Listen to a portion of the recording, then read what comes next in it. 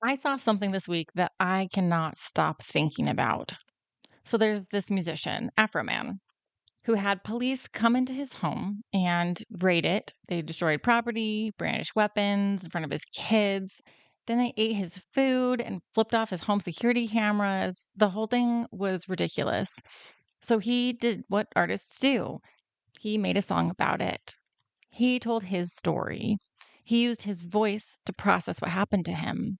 And then those same officers sued him for defamation. One officer even got on the stand and cried about how hurtful the song was. And as I sat there watching this unfold, all I could think was these officers brought sticks and stones and now they're suing over the words. Because here's what's so wild about that situation: these people operate with practically immunity. They can use force, they break into homes, they terrify families, and yet somehow a song, words that are set to a beat, is what they claim wounded them so deeply that they need a legal recourse. And in my opinion, that's a blatant abuse of power. It's silencing. It's another form of harassment dressed up as victimhood. But the situation also made me think about something deeper. It made me think about something that I want to explore with you today. Because, on one hand, there's that old saying that I referenced a second ago: sticks and stones may break my bones, but words can never hurt me. And I believed that when I was a kid. I believed that wholeheartedly. But then on the other hand, I also believe that words are incredibly powerful, that we speak our desires into existence. We use affirmations to shift our reality, and the way that we talk to ourselves and about ourselves matters energetically. Words create and they shape and they carry energy. So, which is it? Do words have power or don't they? Today, we're going to explore that paradox, and understanding that changes everything. Welcome to Jotindi, Journey to the Inner Divine, a sacred space for healing energy, emotional release, and soulful transformation.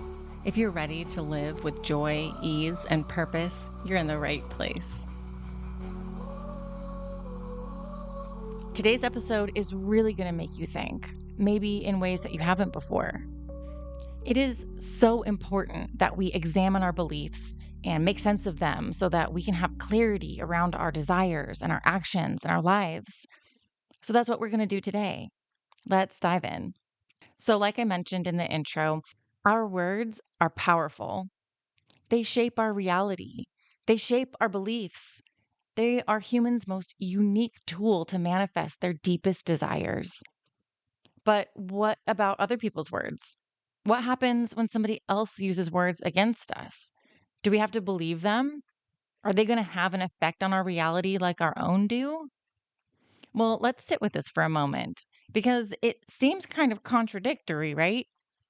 On one hand, we say sticks and stones, right? Words can't hurt me. I choose to not let them in. And on the other hand, we say, speak life over yourself. Your words create your reality. And be careful what you say because you're casting spells with your language. So, which one is true? And the answer is both. And here's why: words have potential power, but you decide whether that power activates. I want you to think of words like seeds.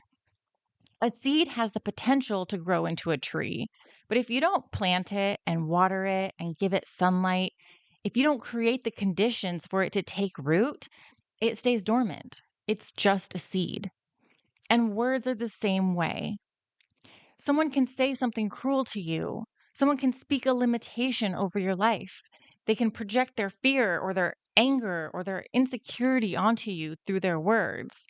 But those words will only take root if you let them, if you believe them, if you water them with your intention, your emotional energy, and your agreement. If you align with them energetically and start behaving as though they're true, that is when words have power. But if you hear the words and then you simply don't give them a home inside of you, if you recognize them as someone else's story or someone else's fear or projection, and then you choose to not internalize them, they dissolve. They have nowhere to land. When I was a kid, other children said mean things to me, right? It happens. That's what kids do. And I realized at that age that I had a choice. I could either believe what they said, I could internalize it and replay it and let it shape how I saw myself, or I could recognize it for what it was: hurt people trying to hurt me because that's all they knew how to do. And when I chose the latter, when I didn't give their words the reaction, I didn't give them energy, their words lost their power. And not because words are inherently powerless, but because I decided that they didn't get to define me. And that also helped to deflect it. Bullies didn't get the reaction that they were looking for, so they moved on. So, on the flip side of this, when you speak words over yourself, when you say things like, I am worthy, I am healing, I am calling abundance and aligned love into my life, and you say it with belief and with feeling and energetic alignment, those words are very powerful because you're not just saying them, you're embodying them. You're planting them and watering them and then taking aligned action to bring them to life. The difference isn't in the words themselves, but it's in the power that you give them. It's how you move through the world with those words on your mind. And if you've experienced abuse or a less than stellar childhood, it is possible that some of the things that you think about yourself are seeds that were planted by somebody else.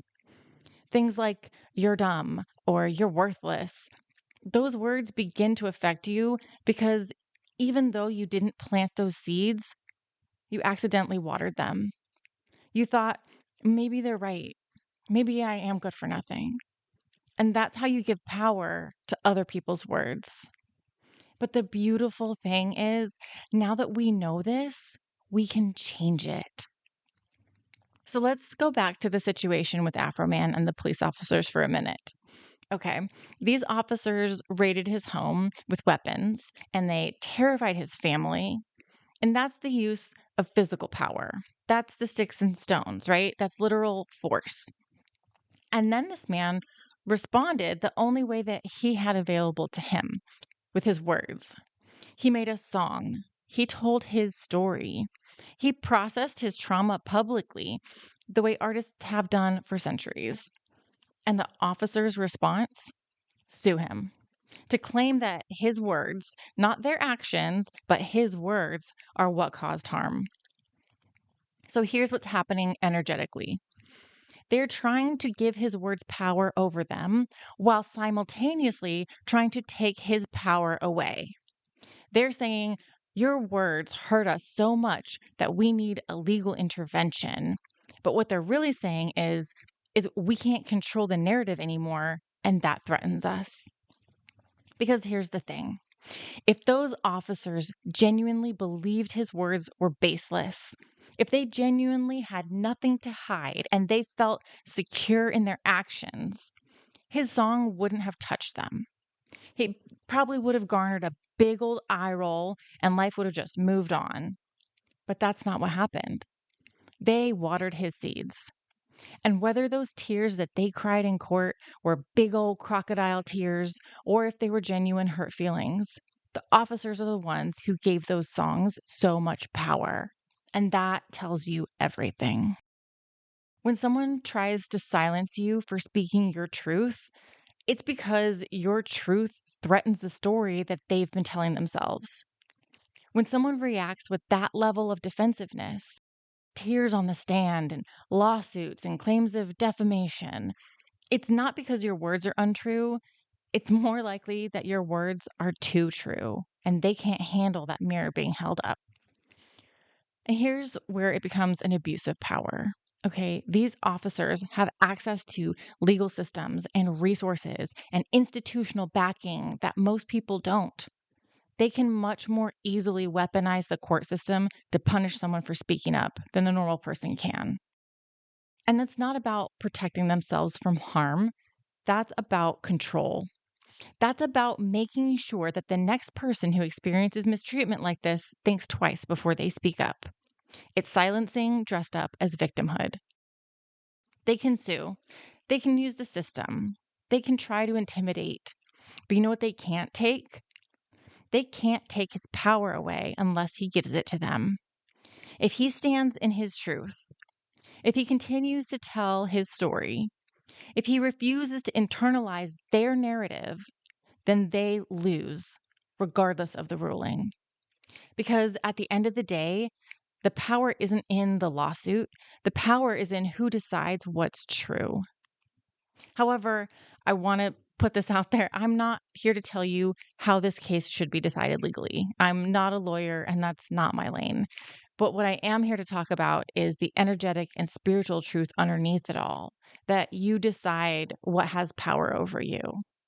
So now that we understand that you decide what words have power, let's talk about how to use that knowledge intentionally. Because if you get to choose what takes root in your consciousness, in your energy field, in your life, wouldn't you want to choose words that serve you? So here's a quick rundown of how words create our reality. When you speak something with belief coupled with feeling, you're programming your subconscious mind. Your brain starts looking for evidence that the affirmation is true.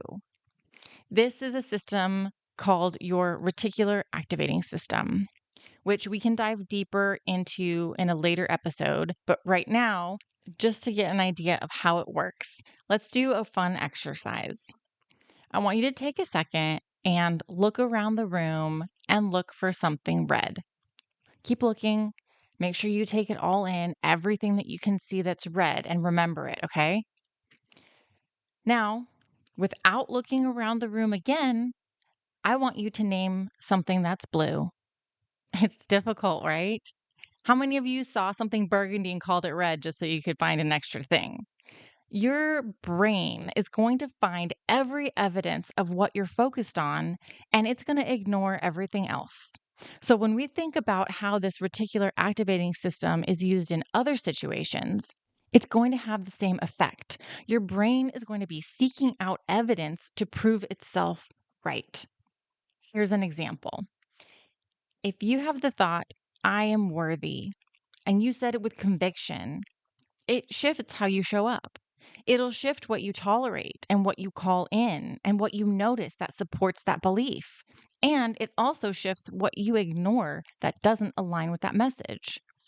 This is why we don't want to water the negative seeds and why we want to nurture the empowering ones, because your brain goes to work to amplify and accelerate the growth either way. The stories that you tell about who you are shape your identity. So, saying things like, I'm so bad with money versus I'm learning how to manage money in a healthier way, or I always mess things up versus I'm human and I'm growing. See, these words that you repeat are going to become the beliefs that you embody. And this is also true about how you speak about your life. For example, complaining versus reframing. There was a recent study that showed that venting can actually do more harm than good because you're just repeating the negativity over and over. Whereas a more empowering spin on the situation could actually help you improve your life. Something like, everything is always going wrong for me versus I'm learning to navigate challenges, right?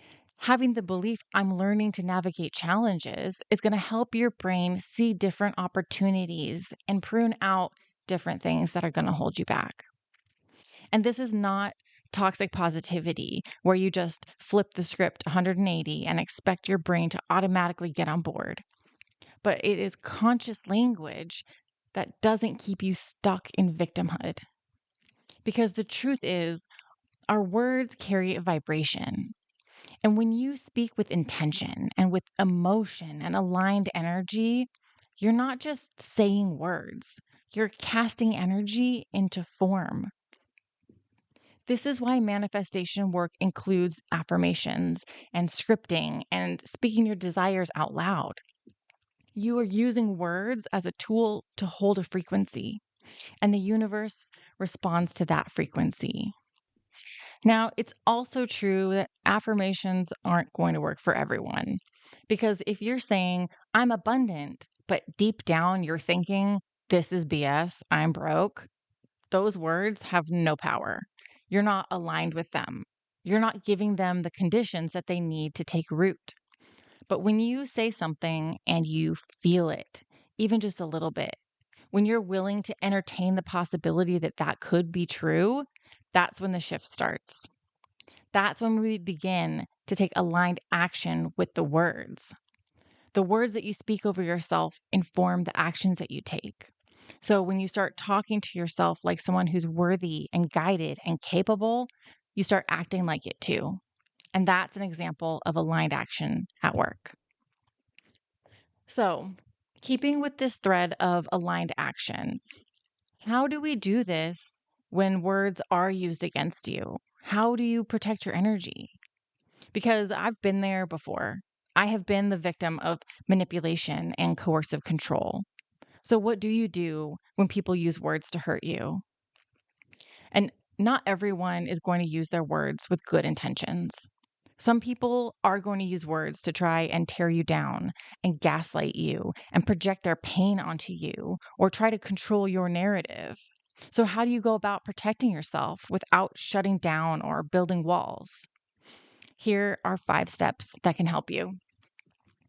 Step 1, you're going to recognize that their words are about them, not about you. So when someone lashes out or criticizes you or tries to diminish you, it's almost always a reflection of their own pain, their own insecurity or unhealed wounds. Their words are their story, so you don't have to make it yours. Step 2, don't give the words a home. Just because someone said it doesn't mean that you have to internalize it. Just practice repeating to yourself, that is their perception, that is not my truth. Let their words pass right through you instead of letting them stick to you. Step 3, you're going to discern between feedback and projection. Sometimes people will give you feedback that's very valuable, but it's a little bit uncomfortable. And other times, it's pure projection. So you're going to have to ask yourself, is there a truth here that I need to look at? Or is this just their stuff that they're pushing off onto me? Step 4, protect your energy without becoming defensive.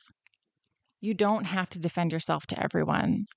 Sometimes the most powerful response is silence, or simply, I see it differently. And engaging with someone who's trying to bait you just gives their words more energy. And step 5, you're going to reclaim your narrative. If someone is speaking over you, or defining you, or telling you a story about you that isn't true, you get to speak your truth, not to convince them, but to anchor yourself in what's real. And if it's not safe to speak your truth directly to that person, speak it elsewhere. Tell a friend or a family member, or journal it, or post it in a private group. The example here is that the musician made a song. He told his story, and that's him reclaiming his narrative. So when someone's words do land, and they do sting a little bit, even if logically you know they're not true, that can be the result of stored energy. And you're going to use your tools like EFT tapping, journaling, somatic shaking, or talking it out with somebody safe to release it. Don't let it fester. Practice those energetic clearing and emotional release techniques that we've been talking about. If you don't know what I mean, go back and listen to this whole podcast from the beginning. I go over all of these tools in depth so that you can learn how to release your stored energy. So, shifting gears slightly, a wise man once said, with great power comes great responsibility. And the information that I've shared with you today is so powerful that we really need to talk about the responsibility that comes with this knowledge. Now that you understand that your words have power and that words carry energy and intention, there's a big responsibility that comes with that. You get to be conscious about how you use your words. Think about this. How are you speaking to others? Are you using your words to build people up or to tear them down? Do you weaponize your words when you're hurt or angry? Are you speaking carelessly and then wondering why your relationships feel strained? And more importantly, how are you speaking to yourself? Often the cruelest words that you'll ever hear come from your own mind. Would you talk to someone that you love the way that you talk to yourself? Your self talk is creating your internal reality every single day. So it's up to you what you want to create. It might not be your fault that things have gotten to this point in your mind, but changing it is in your hands. You are responsible for how things go from here on out. And when you start using your words intentionally, when you speak to yourself with compassion, when you use your voice to tell the truth without tearing others down, when you affirm what you want to create instead of complaining about what you don't have, everything shifts. And it's not because words are magic, it's because you are directing your energy with intention. You are using the power of the quantum field to collapse all possible realities into the one that you speak into existence. So let's bring this all back to where we started. Sticks and stones may break your bones, but words can never hurt you unless you give them that power. The officers in that lawsuit, they're trying to give words power over them while taking power away from someone who used his voice to process harm. But here's the truth that they don't want you to know about that. You can't silence truth. You can sue it, you can suppress it, you can shame it. But if someone stands in their truth and refuses to back down, the truth remains. And on your own healing journey, the same principle applies. Other people's words, their judgments and projections, and their own limitations, they only have power if you let them take root. But your words, the ones that you speak over yourself, the affirmations that you choose, and the story that you tell about who you are and what you're creating, those have just as much power as you're willing to give them. So use your words intentionally. Speak life over yourself. Tell your truth even when it's uncomfortable, and refuse to let anyone else's narrative define you. Because at the end of the day, you decide what has power in your life. No one else, just you. So, your invitation for this week, I want you to pay attention to your words. I want you to notice how you're speaking to yourself and what stories you're telling about your life, and whether you're giving power to other people's opinions or whether you're standing firm in your own truth. And if you catch yourself repeating words that don't serve you, don't get mad or judge yourself. Just pause and choose differently. And if you need deeper guidance on this, I would really love to invite you to my private Facebook group. You can ask questions and get them answered. You can share your healing journey. You can get support from like minded women and be the first to know when new programs and freebies drop.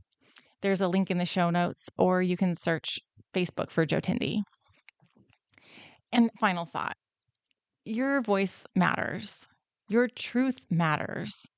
And no one, not a lawsuit or a critic, not even your own inner voice when it's being cruel, gets to take that away from you unless you hand it over. So don't. Here are some affirmations that you can use if you feel compelled. My words carry power. I use them with intention. I speak my truth with courage, and I decide what takes root in my life. Thank you so much for being here with me today. Please do me and someone that you care about a favor and share this episode with them. Be a part of the change that you want to see in the world. Oh, and spoiler alert, Afroman won the case with only one defense witness, that cop's ex-wife. So until next time, remember, there is no path to happiness. Happiness is the path.